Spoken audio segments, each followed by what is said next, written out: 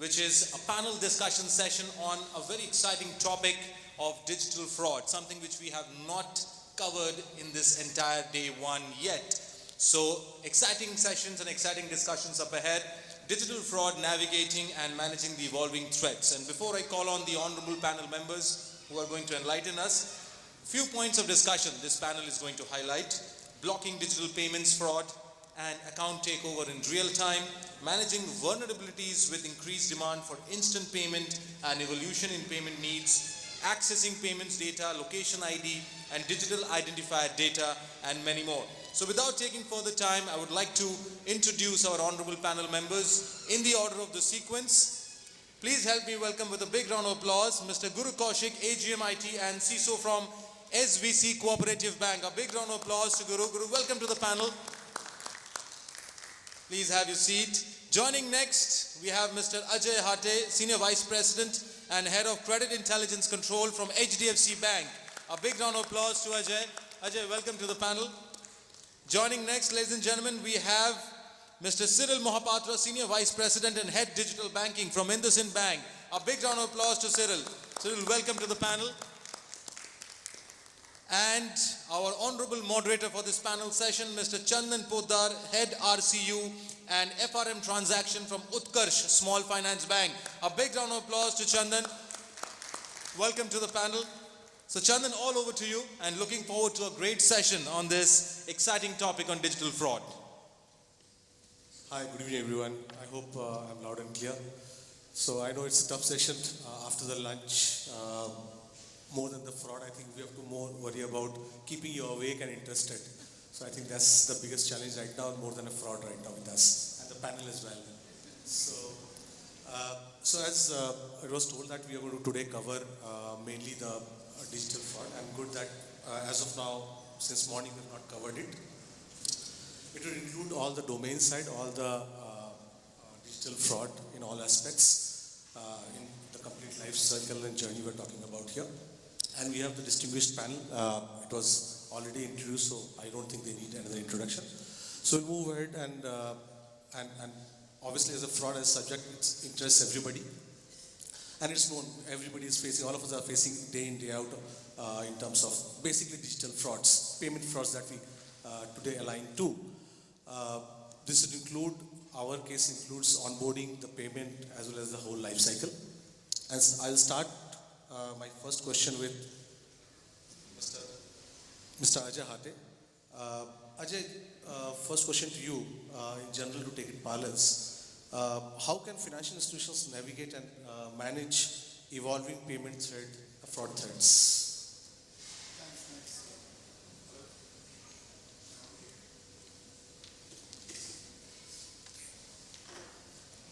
Thanks, Chandan. Good afternoon, everybody. Thanks for this opportunity. Just to set the context right, I'm just going to share some extract, some data from one of the recent reports. Before we get into navigation, it is important to understand what is the kind of people we have at risk out here. So this is a report which I came across recently. So it states every third Indian is a millennial as of 2022, significantly higher than 23% for the world. Together with Gen Z, they are estimated to comprise 50% of India's population by 2030. 54% of the total base of 574 million active internet users in the age group of 20 to 39 years as of 2019. And on an average, an Indian millennial spends about 17 hours online weekly, with 11% of time spent on banking, including transactions.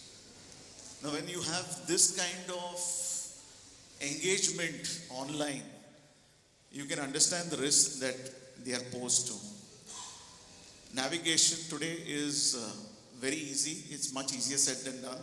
I think banks, it's a given thing. You need to have your proper infrastructure, your security framework.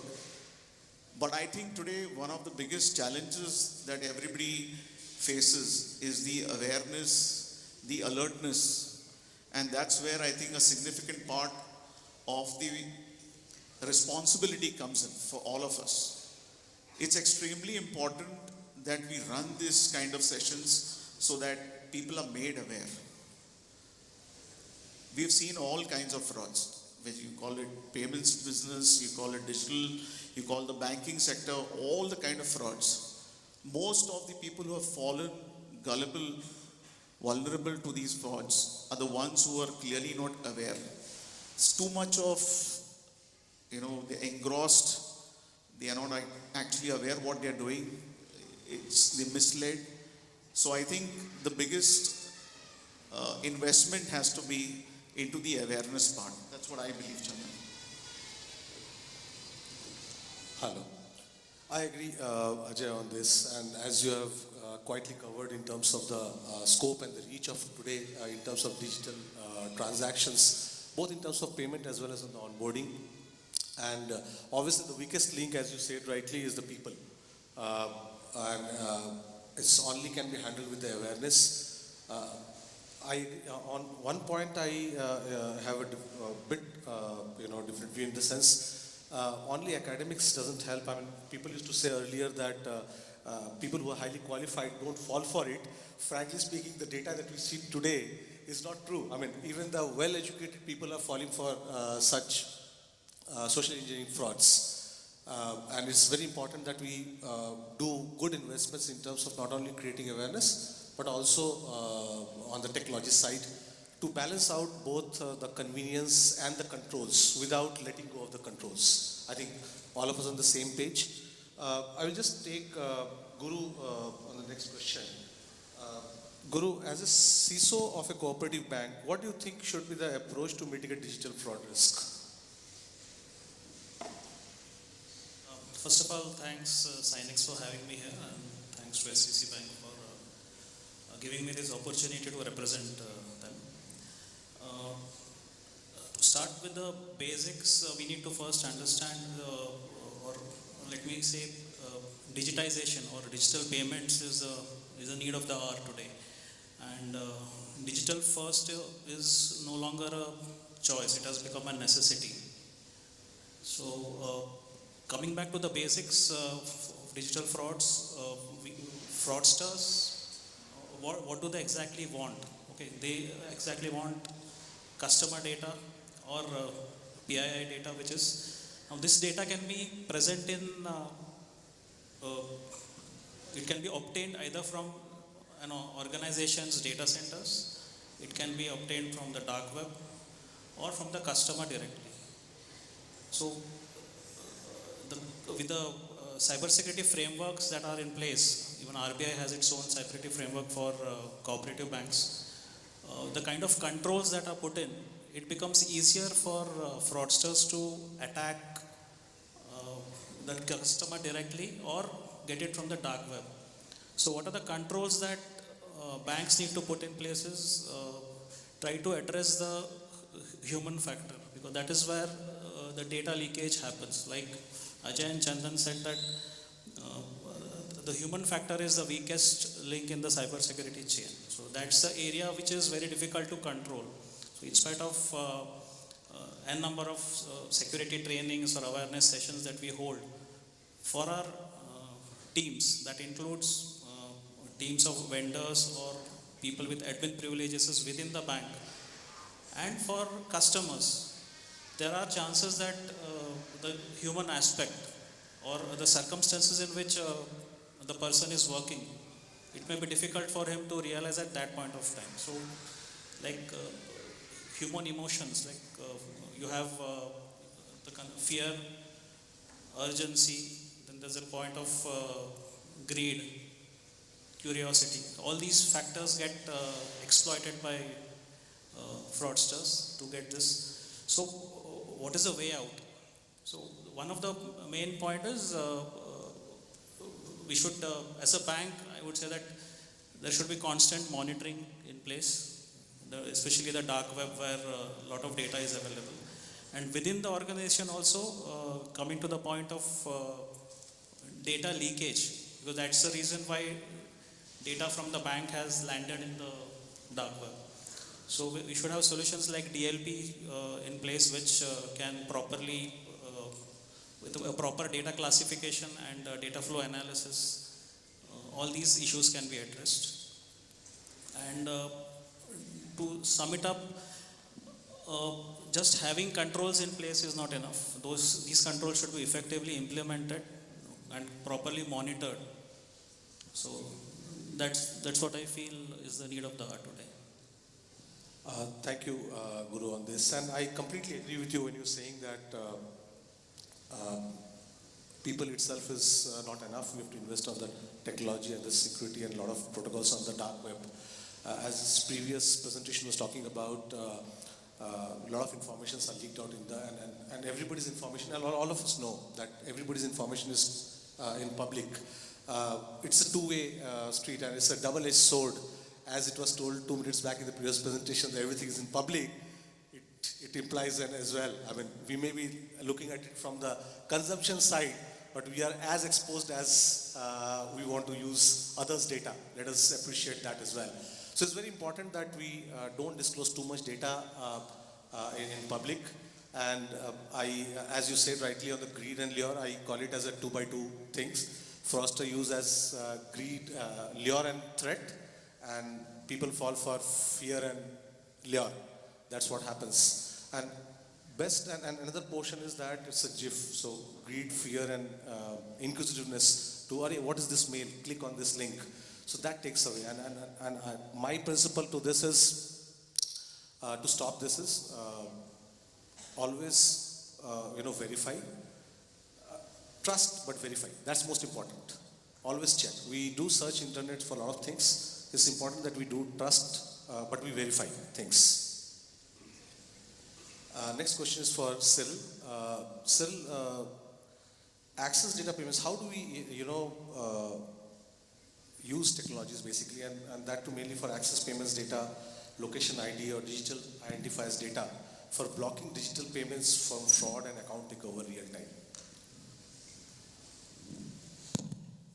Okay, first of all, thank you Cenex group for inviting me on the stage and making me a part of this panel. So let's understand what is the kind of data that you want to block, or what is the kind of data that you want to capture, right? And typically in a payment transaction or in any digital platform, there are 3 or 4 elements which is like extremely critical, and if that data is out, it's basically a gateway to to the fraudster, right? So if you look at over the last 2-3 years, I'll start with the whole circular came about the DPSC guidelines. We had around 42 to 43 pointers as well as directive towards payments pointers. How effectively has all the financial institutions or all the payment companies have implemented that? I think it starts from there. Yeah. Banks, regulators have been emphasizing that there are certain basic controls that you need to put in, especially when you are allowing payments, right? And over the last 12 months, there has been some significant increase as far as the frauds are concerned, especially on the UPI. In fact, last week, around 10 days back, there was a meeting at RBI where all the banks were called and taken feedback that how do we do that, and there are some some central level measures are being taken. For example, what about having a central level OTP based authentication instead of banks having their own OTP engine? Why don't we have an OTP engine at a country level? And validate the OTP. Some of these measures. Having said that, over the period of time, especially on the mobile applications, you have got service providers who have come into this space and identified that there's an opportunity, and and you protect your app, say from a malicious attack. You protect your app from being used on a jail-rooted device. So there are technologies which are available. I think the most important is in today's world we also look at convenience plus security, right? Security at the cost of convenience, or convenience at the cost of security. I think both of them have to be rightly balanced out. That's the biggest challenge actually. And once you are able to figure that out, because there is enough of security controls technologies there, but is it causing an inconvenience to the customer? If yes, how are you addressing also to that customer, and how much are you also investing in telling the customer that look, this is what I'm doing to protect, but if it takes more time to get my transaction processing, my experience goes for a toss. So I think technologies are available. There are multiple stacks which are available now, both on the mobile application side as well as on the the platform side. It depends on the banks and NBFCs to see what suits them and how they implement, how strong is the framework around that. Would you like to add any more on this, Cyril, in terms of bit granular level, how or data on access data or a payment access data or a location ID can help? Okay, so you would like to go into much bit granular and say how can a location ID data or a digital identifier, any sort of identifier, can help us to block it on a real time? See, I think today let's take an example. Obviously, sorry to interject, without having too many false positive or keeping in mind the control and the convenience. So let's take an example that especially when you are doing an onboarding journey, yeah. There's one of the check that most of the banks do is basically checking the AML part of it, right? When you're onboarding a customer. Now there are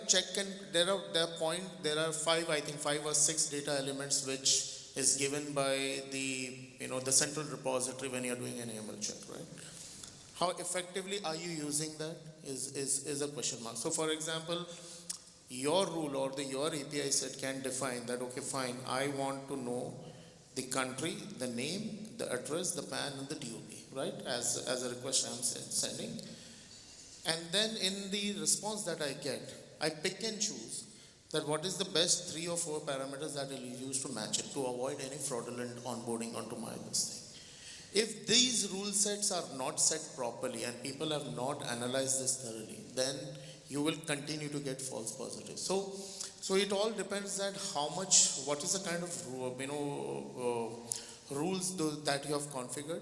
Second is also important that when you are implementing a digital payment or a digital platform, there are certain basic sanity hygiene factors which is required when you are developing or implementing these platforms. How the coding has been done, what kind of PI, because you see again we are saying over here. Now I'll give you a classic example. We were told by one of the regulators that you need to encrypt the entire PI data, data of the customer. But what this also does is that it keeps on sequencing and put querying onto the database. As a result, your platform also gets slowed down. Does all the data needs to be encrypted? The answer is no. So you have to decide that which data or what kind of data you need to encrypt, and then you implement. So I think it purely depends on how strong is the framework that you're creating around securing the data to ensure that the data doesn't go to fraudsters. At the same time, implement the right rule set for each and every checks and balances. Good that you took that point on how to use. It's important that not only taking the tech stacks, there are a lot of tech stacks available. So it's important how do you use it. You should know how to use it, and it should meet the organization's goal, including the data structure as well as the system architecture every organization has, which every organization has a different in terms of legacy systems as well. And it's important that one should know before one stepping into what he or she wants from that system, and then have a good synchronized architecture within the system in terms of utilization. So Ajay, to you on this, how do you think, as Cyril has said that it's important that we have a good system. It's not only the system, it's also the strategy as well as the rules that we sets. So from the strategy point of view, how do you think technology is helping business in terms of identifying users, complying with policies and preventing fraud in the complete life cycle of the bank in terms of starting from onboarding till the life cycle in terms of payment as well. Strategy-wise, how do you think? So I think technology, we all are using technology. We all are having digital journeys. But each of this, we tend to believe is the right information which is available. Our reliance is very high on technology. What is technology? Today, just for example, when we are onboarding, we are doing certain basic checks. Most of us now rely on basic biometric Aadhaar validation to kind of confirm the existence of the entity or the customer, the merchant. You call it in whatever form that they come in. That's how technology has evolved from the paperless, from the paper to the paperless journey. But it is also important to understand the inherent risks that comes with technology.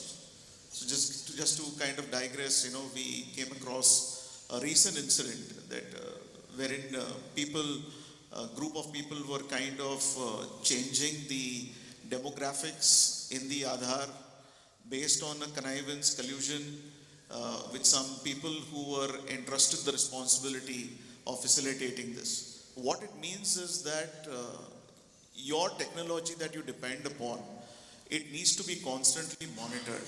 You need to keep out an eye to check out for such gaps. Yes, technology has evolved a lot. The government has played a huge role. Our reliance is very high, whether you call it in all the journeys. You go, there are enough and more platforms available, enough and more people providing you technologies to kind of ring fence these kind of fraud risks. But to what extent you're going to have, it still needs a human intervention. And that will always remain. That's going to be a very key factor. And I think while we will continue to over-depend on technology, it's also important to understand that there is a constant monitoring which happens, that what is expected to come out as a result from what we want to derive as an information is actually coming out in that form. So yes, this will continue to improvise. There will be risks, but I think we have to deal with it. That's what I feel. I agree completely. So obviously, with the technology, it's a double-edged sword. So the way we are evolving, even they are evolving. And it's a continuous, जिसको हिंदी में कहते हैं police चोर police का game.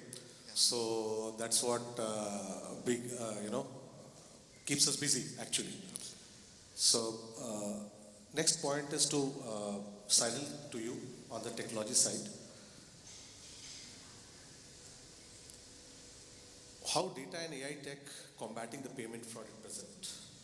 Obviously, I'm taking a step ahead from the technology. So AI is the new, AI ML is the new topic in the city. So please help us on that. Well, we have been hearing, the use case of the use of AI in fraud preventing, etc. and all. But frankly speaking, I have a different view over here. Today, most of the organizations, especially in banking, have got some kind of engine which tries to prevent a fraudulent transaction at a very near real-time basis, right? And there is a lot of data which is available, which they keep on analyzing that this particular customer, say for example today,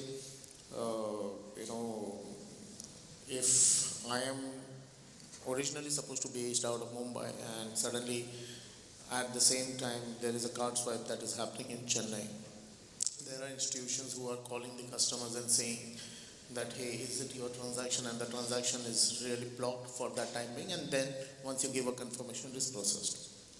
But if there is a continuous pattern, okay, the next thing typically, if it's an AI-led platform, it will typically do it should block that transaction then and there itself. Okay, but the larger problem is that and it's the same story, that if you don't know the use case to be implemented, even if you have a platform which has the artificial intelligence capability, I mean, it will be like, buying a Mercedes and you're driving on a pothole road. It's as simple as that. I agree completely. So we are going back to the same thing. We may have 10 systems or complete stack, but we should know how to use it. So I understand obviously utilization and the logic and the thought that and strategy that goes behind it is very important. But obviously AI is something, if you have to deal with today's digital fraud, as Ajay was also talking about, that there's no returning back, right? So we have to be in the digital mode, and digital is here to stay. We have to accustom ourselves, to the new environment. Given the situation and the problem in hand and the type of technologies that are evolving every day, don't you think AI is the only way? I mean, human intervention is required. Obviously, Ajay also said and you also said. But do you think only human can help and do that? No, I think AI is as a new system. We should be, in a situation to use that. And no doubt about it that behind that AI is nothing. It's going to be human, as you said rightly, the strategies and the rules. So I think what has happened, while there are a lot of technologies which have got introduced to prevent fraud, etc. But what I have seen is that fraudster is always one level ahead of it. Absolutely. So every time there is a new technology introduced, there are 4 ways of breaking that into technology and this thing. So no matter however, while we can say that yes, artificial intelligence is the best way. Look at the classic example today on the UPI frauds. The maximum frauds that are happening today is on UPI transactions. And I am not so sure whether, and that's a matter of concern. In fact, RBI also is raising that as a matter of concern, that UPI frauds are increasing. Your mobile, a lot of banks and a lot of institutions have curtailed the mobile related frauds. We are not seeing that much, or the online channel frauds, but the UPI transaction frauds are increasing. Now UPI transactions are processed at a central level by National Payments Corporation of India, right? Now, but if you look at the trend, the frauds are different types on the same transaction, right? So even if yes, AI is the best way to do it, but I think the fraudsters are getting smarter and smarter, and they are finding ways out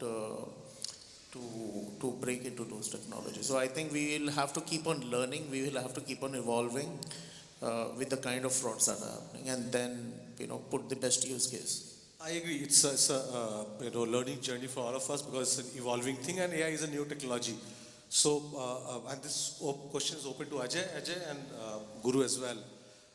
Ajay, from the angle of not only from the payment but also from the onboarding journeys aspect. So I think AI is only going to be efficient till the time we keep on feeding it, right? It's artificial intelligence going to machine next level of fact. And the data that we input, it's all about quality data that has to get inside the system for the AI system to work. I think today, as an industry, we are not only with the legacy data, even the data structure itself across the financial sector, including the banks, has it evolved that much or in that space that the AI systems can derive information and work on a real-time basis, or it's journey still? So I would agree we have evolved.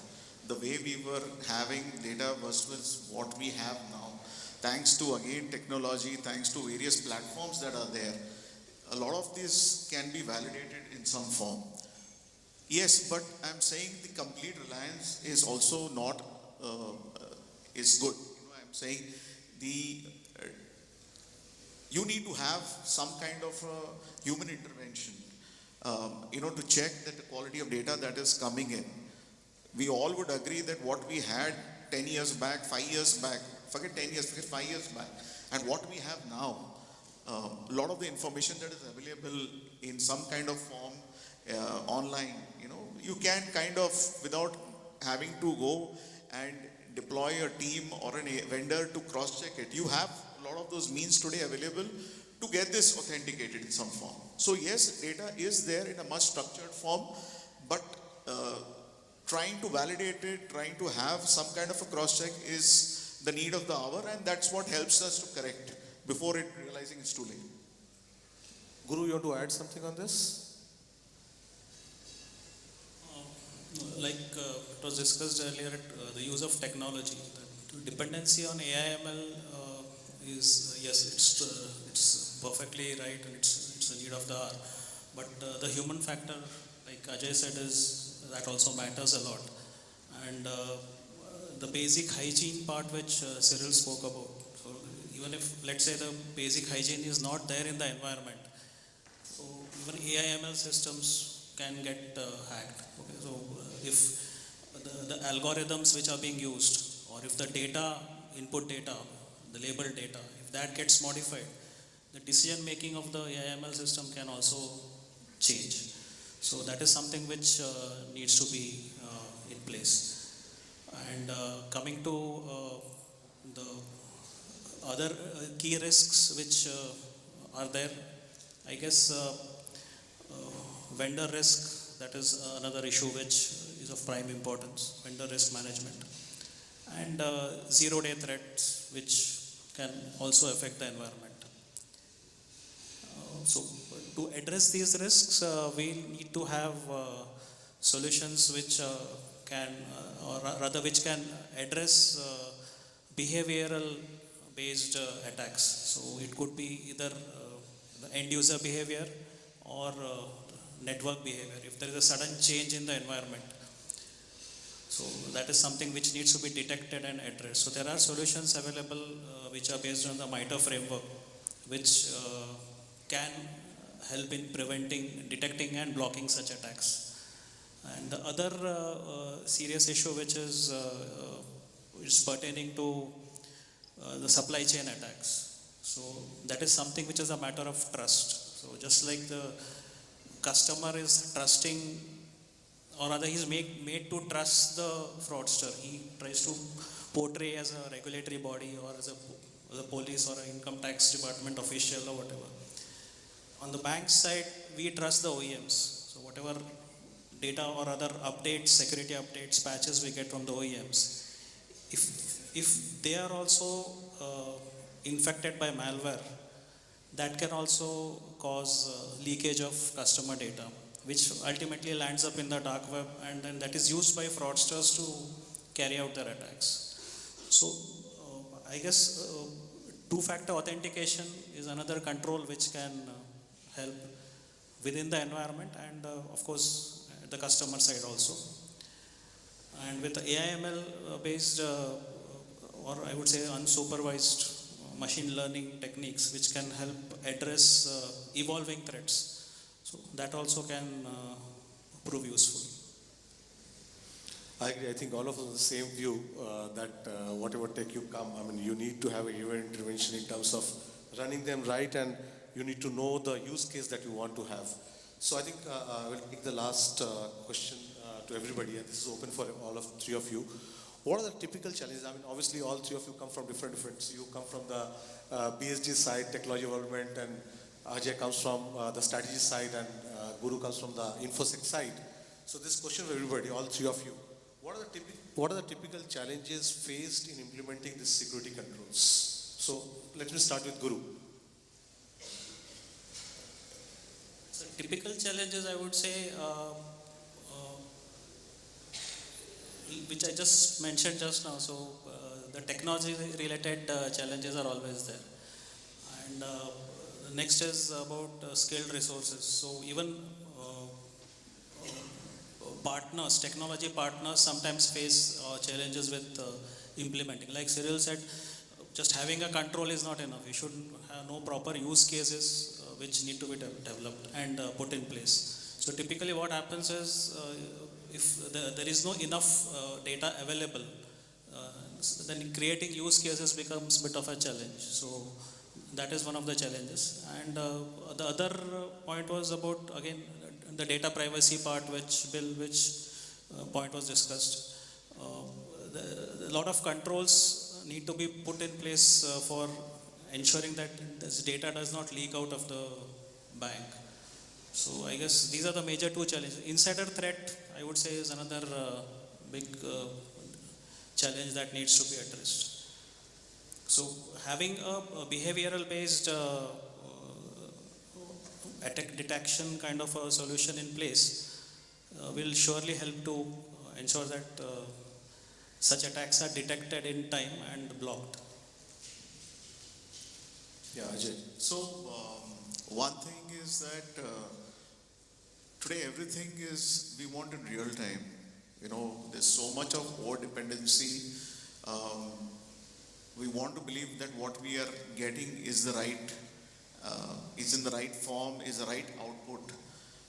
Somewhere we tend to miss the finer. So I don't want to give a abstract example, but something which we came across recently. So what was presumed to be X, the finer lines showed that it was Y.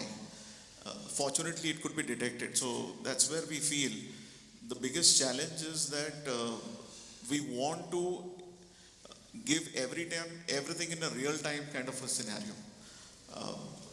We want to believe that what is coming is right. We want to believe that what is we are seeing is actually going to be the same thing with all the other outputs or the journeys that we are going to implement there.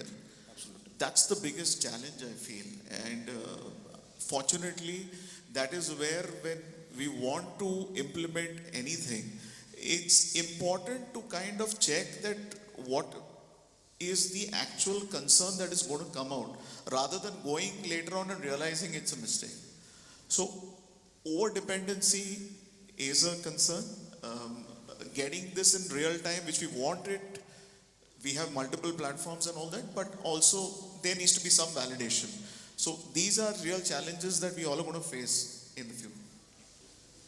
Yeah, Cyril. The way I see a challenge is, while implementation is not an issue, but I think so typically when you are implementing a security solution or a fraud monitoring solution, there are various stakeholders involved in an implementation, right? You have got the business, you have got CISO, you have got IT, etc. and all. And everyone looks at the implementing of the solution from their own perspective, right? There's one team who wants that, okay, fine, everything should be secure, perfect. Business says that, okay, fine, secured, but there should not be any inconvenience.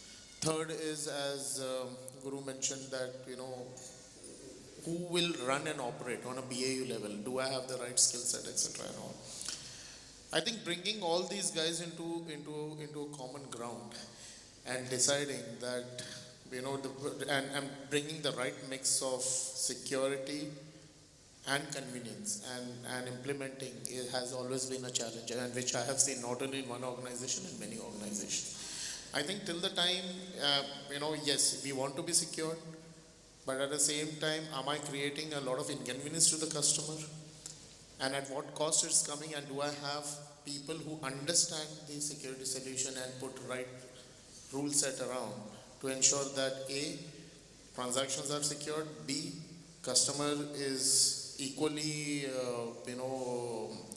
not impacted, 3, at a good TCO. I completely agree.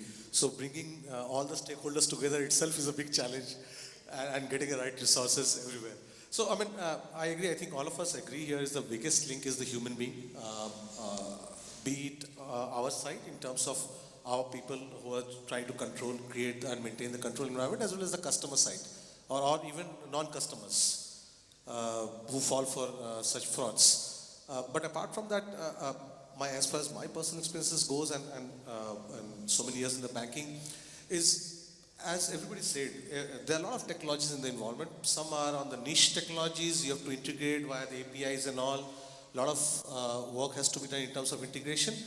But it's very important that one jumps into any platform after a lot of thought. It has to be well thought out decision. What is that I'm asking for? What is that I want out of that system or that investment? And it should not be just for the sake of another tick box. Rather than tick box, one should very clearly know what I'm wanting and do a very thorough check before even buying that out system. So understand how it is working. Don't just go on the concept. Concept sounds very good, very good. Actually, it leaves a bad taste when you expected something else while you bought it. But finally, at the production, after putting a lot of effort, money, time, then you realize, okay, this doesn't give that what I was expecting. So one has to, put a lot of thought behind it. A lot of energy goes out of, or resources goes behind putting any implementing any systems. But it is a hand-to-hand. The human and the technology has to work to meet these challenges. And I always say, is that lure and greed and fear and threat. So these are two things, and always trust. As everybody said, we don't know whom to trust because किसी के चेहरे पे लिखा नहीं होता है. So, but trust but verify is very important, and that's where all of us spoke about having controls and two-factor authentications to have those in terms of both customers, non-customers, or including staffs. So that's it from my panels today. Any questions? Oh, the house is open for any question. Please. Do we have any question from the house? You can raise your hand. Yeah, can we have the mic, please? Please introduce yourself, your company, and question to which panel member.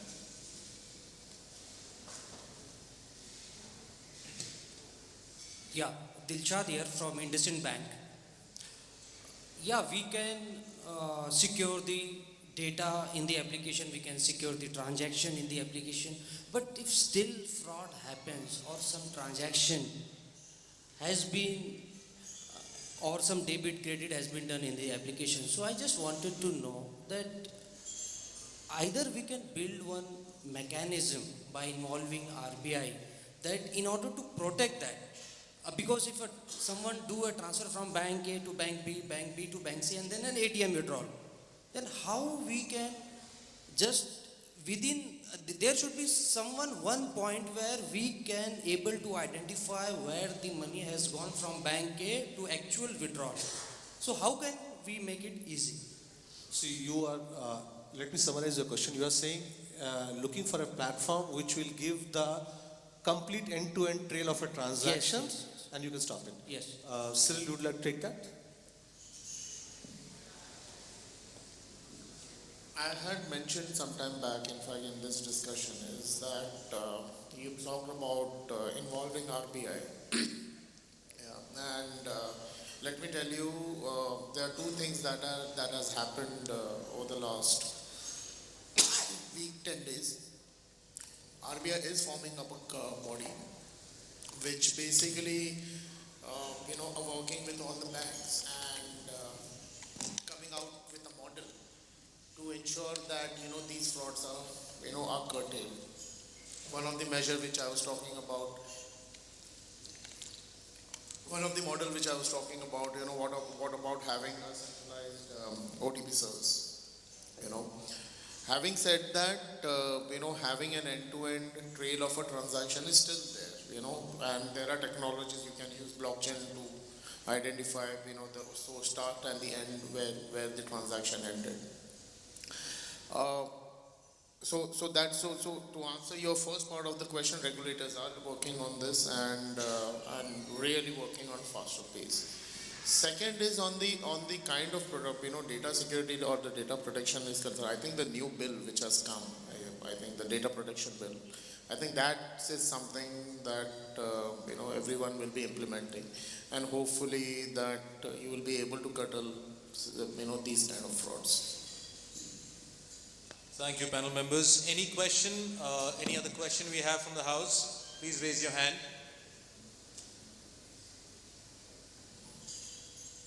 I think it's true. All right then. So ladies and gentlemen, a big round of applause for Thank this you so much, wonderful everyone. panel Thank you. on digital fraud. I would request the panel members to kindly be on stage, and I would like to call on stage Mr. Pankaj Kasture, Principal Account Manager from Qualys, to kindly do the honors. Pankaj, welcome to the stage.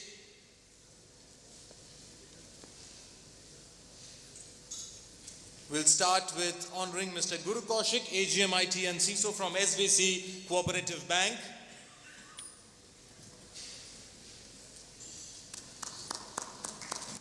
Thank you so much, Guru, for enlightening us in this panel session.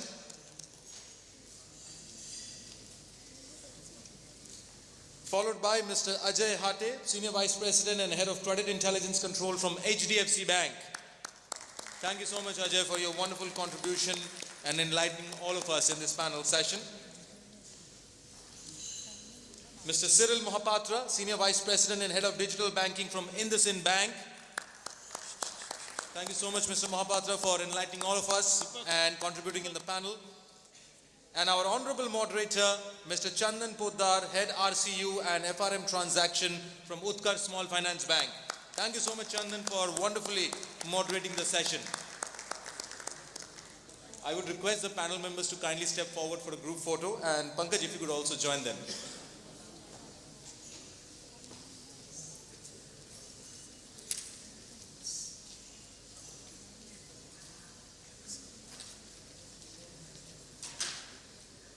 A big round of applause once again, ladies and gentlemen. The final panel session of the day, and what a wonderful topic on digital.